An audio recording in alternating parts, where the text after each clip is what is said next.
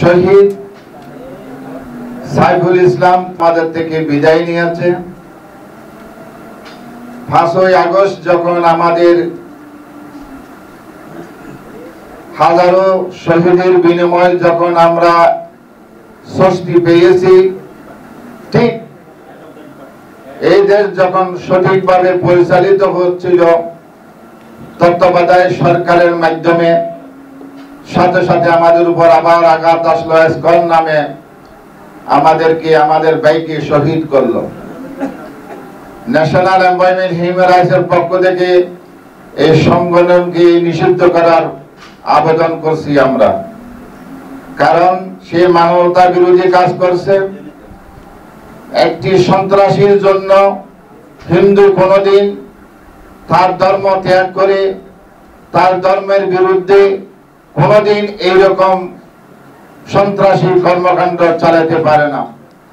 মুসলমানেরা তাদের মন্দিরকে পাহারা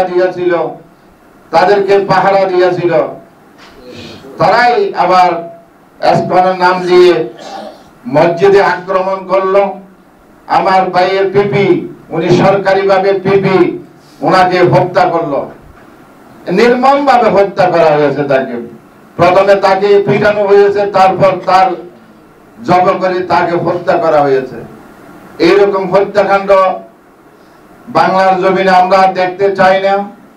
আমি উপদেষ্টা মন্ডলীকে অনুরোধ জানাবো, আপনাদের বিরুদ্ধে যখন হাজারীগঞ্জে অ্যাসিড নিক্ষেপ করেছিল, আপনারা কোনো প্রতিবাদ সঠিকভাবে দায়িত্ব পালন করে নাই, যার জন্য আমাদের একজন ভাই শহীদ হইতে হলো।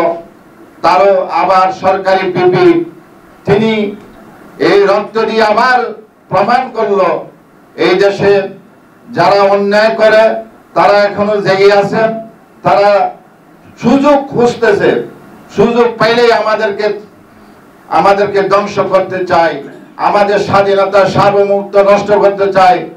মুসলমান ধর্ম যার যার, মুসলমান সবাই, আমি বলি থাকি, কারণ ইসলাম হলো আল্লাহর ধর্ম, রসুলের ধর্ম।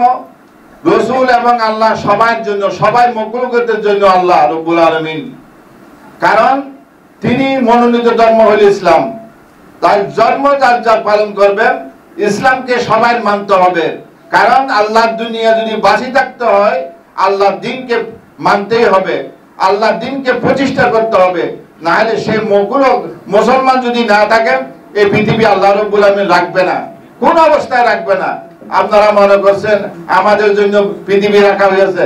না, ছাত্ররা এই যে রাত্রি উঠি আল্লাহর কালাম তেলাওয়াত করে বিদায় আল্লাহর দুনিয়াকে আল্লাহ রেখে দিয়েছে। যদি এই ছাত্র না থাকতো, এই মাদ্রাসার ছাত্র না থাকতো, কোরআন পাঠ না হইতো, সারা পৃথিবী আল্লাহ রাব্বুল আলামিন ধ্বংস করে দিত। আল্লাহ রাব্বুল আলামিনের এই কোরআন সারা পৃথিবীময় চালু আছে, প্রত্যেক জায়গায় আজান হচ্ছে, 1 মিনিটের জন্য আজান বন্ধ নাই। এখন আমেরিকাতে দিন চলতেছে, আমাদের এখানে রাত, ওইখানে ফজর হলে আমাদের এখানে এশা।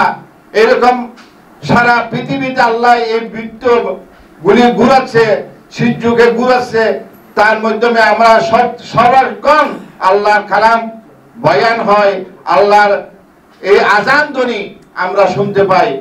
পৃথিবীর বিভিন্ন দেশে মুসলমান আছে, আর মুসলমান যদি না থাকে এই পৃথিবী আল্লাহ রাব্বুল আলামিন কোন অবস্থায় রাখবে না। যখন মুসলমানদের ঈমান হারায় হয়ে যাবে, তখন আল্লাহ রাব্বুল আলামিন কোরআনকে তুলে নেবেন, আর তোমরাও কোরআন পড়তে পারবে না। কোরআনকে পড়তে চাইলেও পড়া যাবে না, মুখস্থ করতে চাইলেও মুখস্থ থাকবে না। কারণ কেন? এই কোরআন আল্লাহ রাব্বুল আলামিন তুলিয়ে নেবে। যদি কোরআনকে মর্যাদা দেওয়া না হয়, ইসলাম ধর্মে যারা আছেন তাদেরকে যদি অমর্যাদা করা হয়, তোমরা মনে করছো হিন্দুরা বুদ্ধ খ্রিস্টান মিলে সবকিছু করবে, আল্লাহ রাব্বুল আলামিন সহ্য করবে না। আল্লাহ রাব্বুল আলামিন করুণা দিয়ে দেখা দিয়েছে, করুণার কারণে আমরা যদি শিক্ষা যদি অর্জন করতে না পারি, তাহলে এই জাতির দুর্ভাগ্য ছাড়া আমি কিছু মনে করি না। তাই আমি national environment human rights foundation থেকে আজকে প্রতিবাদও জানাচ্ছি এই দোয়া মাহফিলে, কারণ এসকন একটি জঙ্গি দল, দেশের জন্য, আমাদের মুসলমানদের জন্য, আমাদের ইমানের জন্য ক্ষতিকর বিদায় ইসলাম দল করে যে এখন অনেক দল নিষিদ্ধ আছে, তার মধ্যে এখন হিন্দুদের কোনো দায় দায়িত্ব নেই এখানে, তাকে এসকন থেকে বহিষ্কার করা হয়েছে। এই সন্ত্রাসীকে এসকন থেকে বহিষ্কার করা হয়েছে।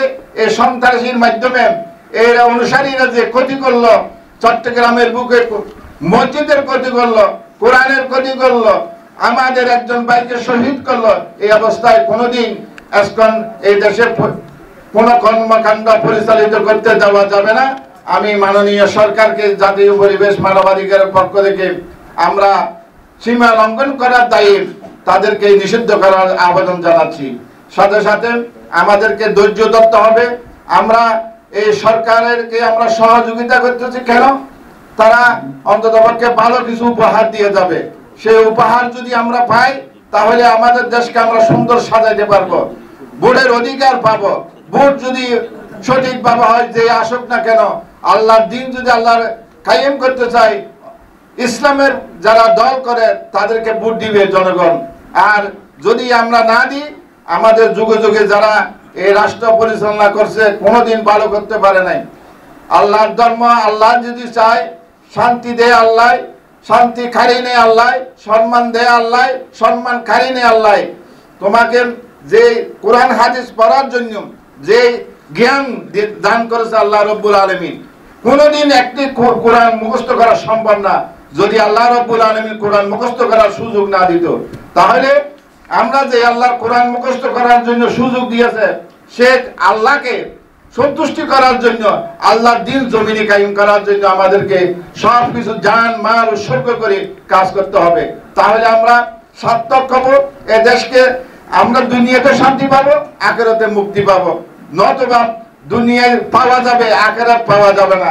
আর আখিরাতের হায়াত হলো আবাদুল আবাদ, কিয়ামত টু কিয়ামত, শেষ নাই, যার শেষ নাই।